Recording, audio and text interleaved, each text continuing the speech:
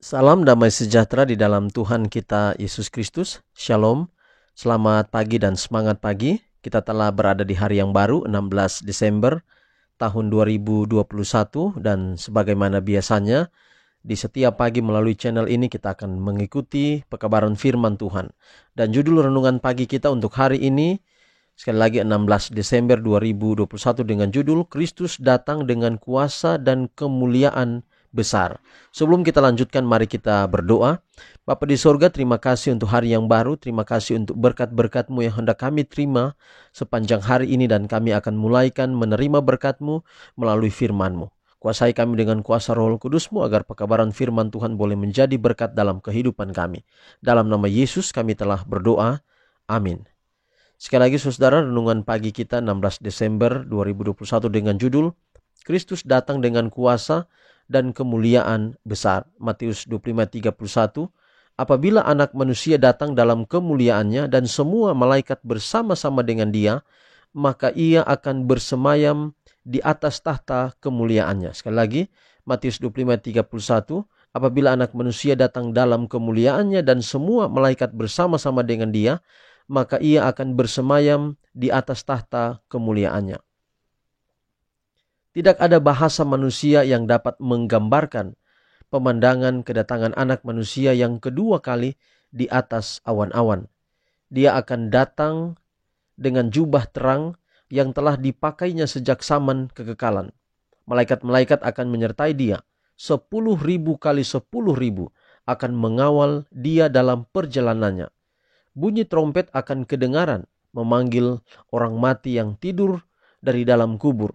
Suara Kristus akan menembus kubur itu dan menembus telinga orang-orang mati itu, bahwa semua orang yang di dalam kuburan akan keluar dan bangkit. Kristus datang dengan kuasa dan kemuliaan besar. Ia datang dengan kemuliaannya sendiri dan dengan kemuliaan Bapa, dan malaikat-malaikat yang suci akan menyertai Dia dalam perjalanannya. Sementara seluruh dunia terbenam dalam kegelapan, akan ada terang dalam setiap tempat kediaman orang-orang saleh. Mereka akan menangkap terang yang pertama dari kedatangannya yang kedua kali itu.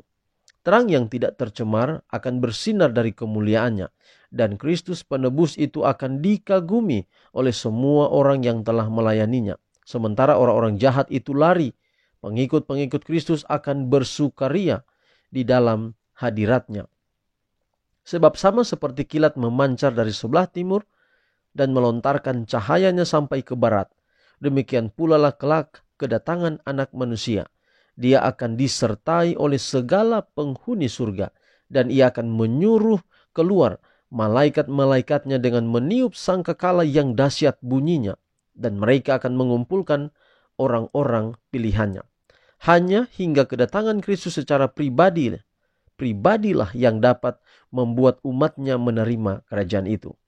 Manusia dalam keadaan yang sekarang ini fana dan dapat hancur, tetapi kerajaan Allah itu tidak akan hancur, kekal selama-lamanya. Oleh sebab itu, manusia yang dalam keadaannya sekarang tidak dapat masuk ke dalam kerajaan Allah.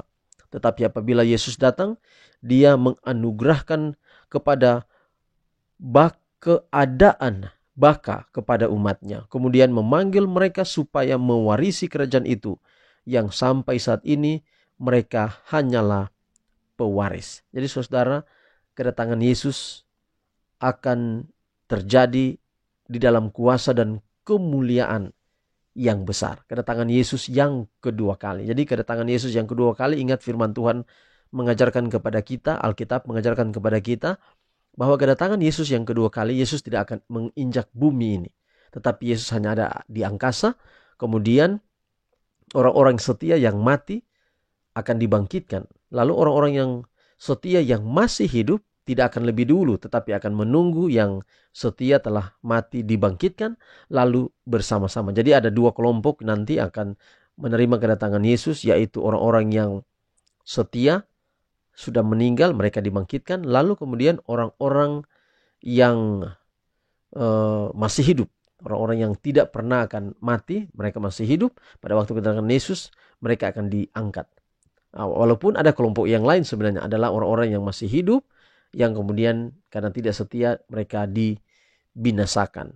Lalu kemudian pada waktu kedatangan Yesus yang kedua kali, masih ada masa milenium, 1000 tahun setelah kedatangan Yesus yang kedua kali, sebelum kedatangan Yesus yang ketiga kali. Jadi kedatangan Yesus yang ketiga kali ke bumi ini bersama dengan kota Allah, bersama dengan umat-umat yang tadi, yang pada kedatangan Yesus kedua kali dibawa ke tempatnya.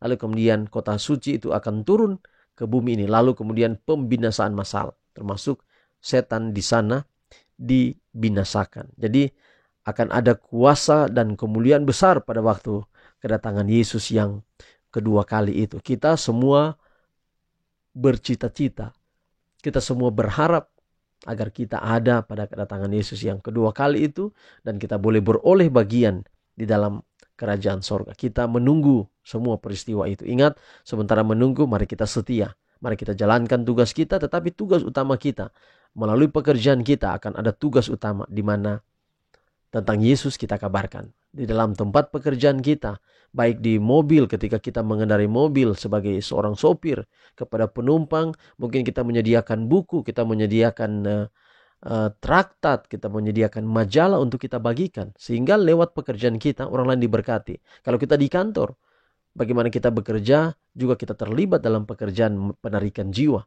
menyampaikan tentang Yesus kepada orang lain. Kita bisa sediakan buku, apa saja yang kita bisa sediakan. Mungkin kita punya toko, kita punya kios, kita punya tempat makan, dan kita punya usaha-usaha yang lain.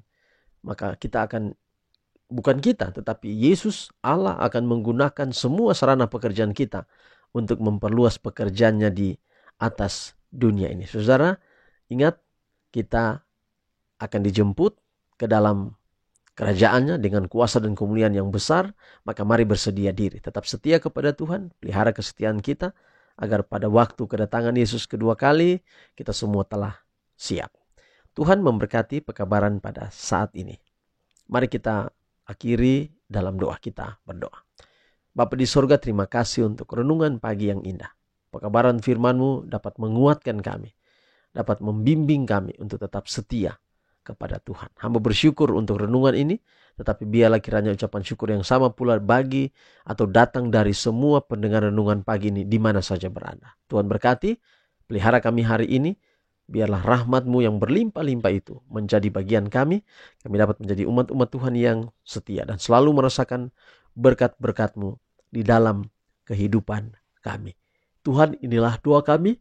Terima kasih Engkau dengar doa kami. Terima kasih Engkau pelihara kami sepanjang hari ini. Dalam nama Yesus kami telah berdoa. Amin. Saudaraku, demikian pekabaran kita hari ini. Sampai jumpa besok. Terima kasih semua yang sudah mengikuti renungan pada pagi hari ini. Tuhan berkati kita semua. Shalom.